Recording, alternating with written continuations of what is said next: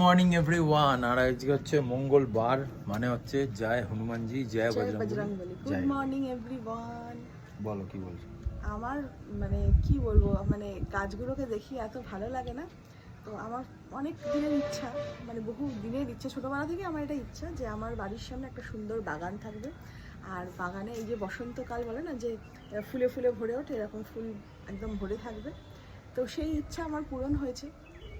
আর তোমরা তো জানো যে আমার এখানে ঠাকুরঘরের পাশে যে ছোট্ট একটা ছাদ, আর এই ছাদের মধ্যে ফুল গাছ থাকে।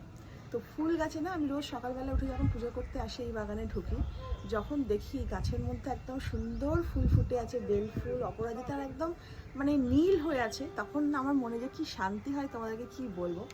আর যখন এই যে ঠাটা পোড়া রোদ্দুরে গাছগুলো শুকিয়ে কাঠ হয়ে যায়, যত রাত্রি হোক, যত ব্যস্তই থাকি না যেমন কেন, কালকে অনেক রাত্রিরে আমরা ফিরেছি কিন্তু মানে আসি তো এসে যখন মনে হয় যে ওই যে গাছে জলটা দিই, দেওয়ার পর যে মাটি থেকে একটা সোঁদা গন্ধ, মানে আমার মনের মধ্যে না একটা কি, আমার একটা স্যাটিসফ্যাকশন হয়, যে মানে একটা শান্তি বলে না, একটা শান্তি হয় যে না, গাছগুলো যেন আমার ছেলে মেয়ের মতন সারাদিন খাইনি, মা এসছে জল দিচ্ছে, মানে খাবার পাচ্ছে, ওরাও যেন একদম সেই কি বলবো উৎফুল্ল হয়ে ওঠে।